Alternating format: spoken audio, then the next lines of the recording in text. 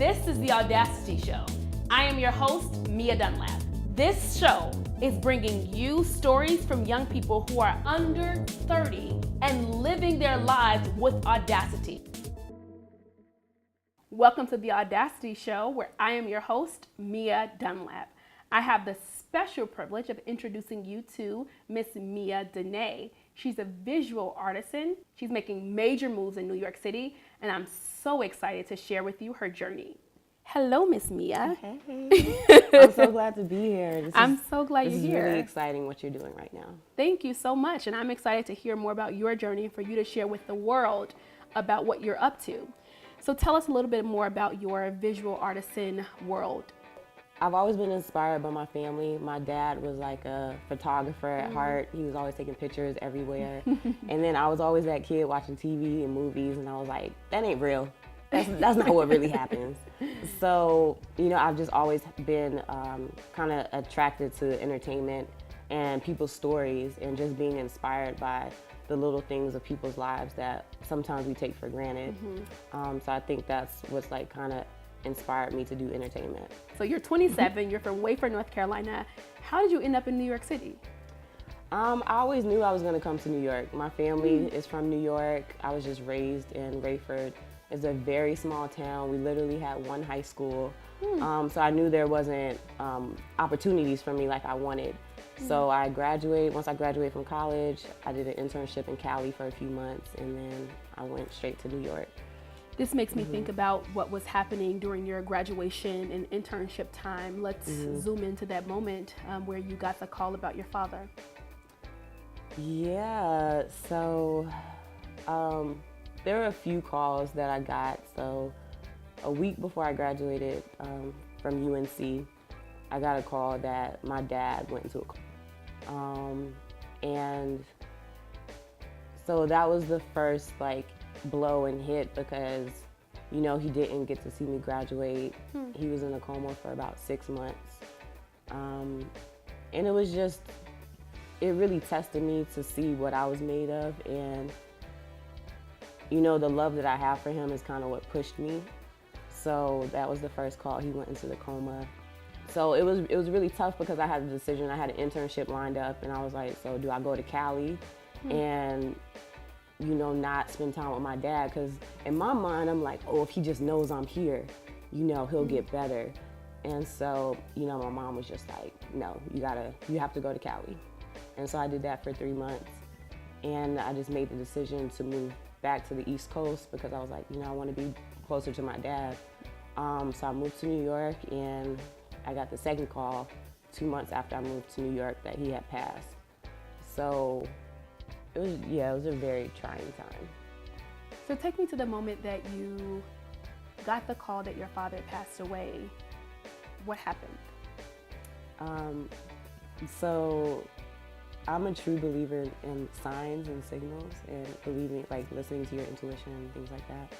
So it's crazy, the night before he passed, I was real restless the whole night.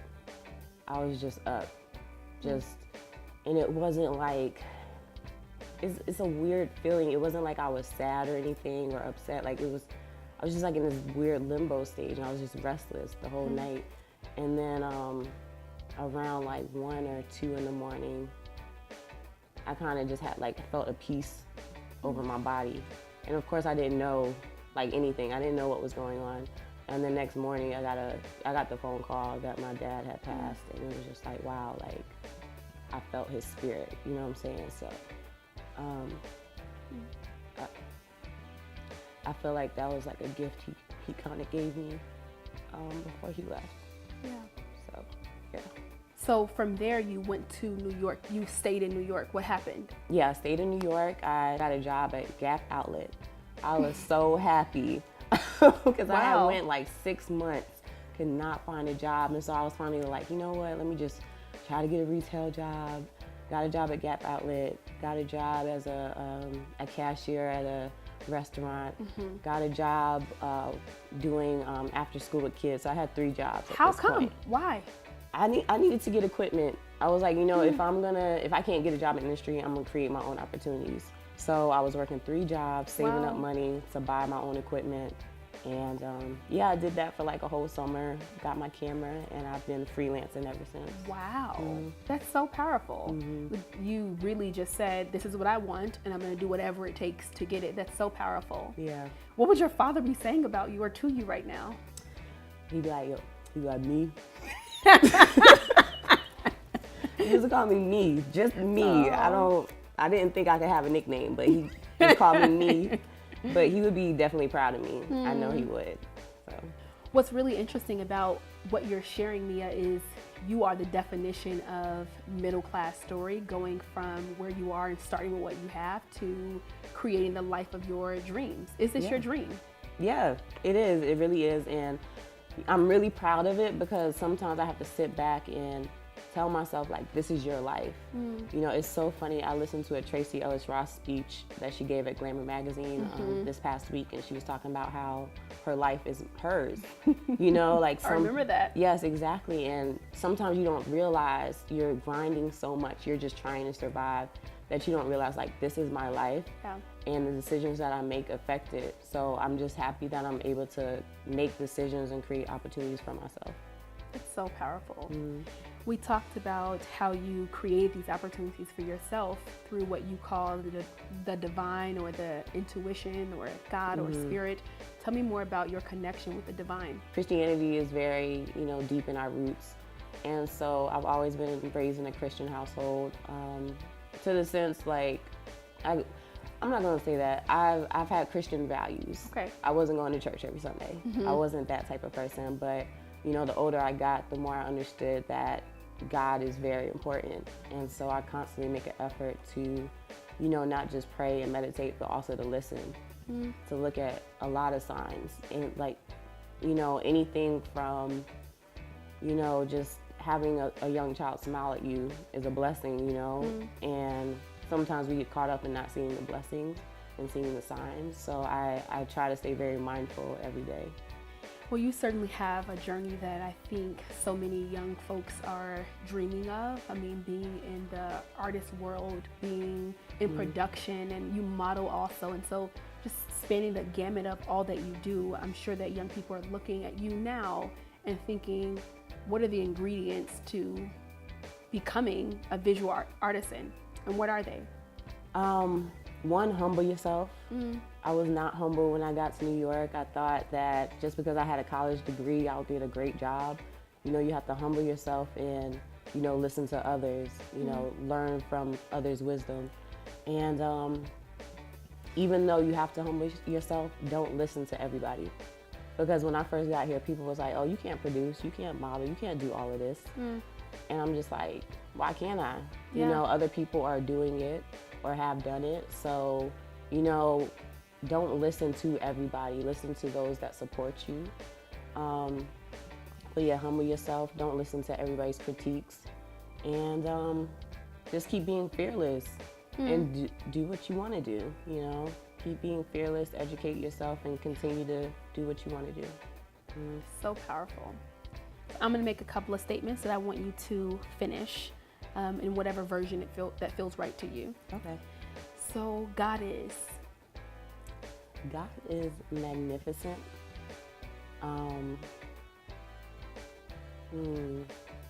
want to say like omnipotent and just endless. Yeah. The sign that I'm looking for is, I guess, just yes. I'm just looking for that yes sign. With any decision I make, I just need to know that God says yes. Yeah. My next step is? My next step is to keep hustling and just keep believing in myself. Yeah. I am bold. I am fearless. I am imperfect and authentic, and yeah, I'm just me. I have the audacity to create the life I want. I have the audacity to not believe in the stereotypes and the boxes and restrictions that are placed upon me. and I have the audacity to keep speaking. Yeah. What's possible for children is? Oh my God, there's so much that's possible for kids. What's possible for children is to break the barriers, to break the chains, to break the ceilings. What's possible for children is for them to be and do anything they want. Yeah. The last words that I want to leave as I exit the show are? The last words that I want to leave with are thank you so much. And thank you for letting me feel that my story is important, because a lot of times I don't feel like my story is important. I don't feel like my words are important. I'm sorry. How do you get me this emotion out? I'm there too. So yeah, I thank you for that. Thank you for being willing to be vulnerable and to share from your heart in abundance, and knowing that there's abundance for everybody and that you matter too. So Miss Meah, tell us where we can find you. You can find me on Instagram and Facebook at Hey Meah, so HeyMeah, and at my website, The Real Reality. And real is spelled REEL, like the film Real, so The Real Reality. Awesome. And I want to thank you all for joining us today and for tuning in to hearing Miss Meah Denee's story. We look forward to having you here next Saturday. Thank you.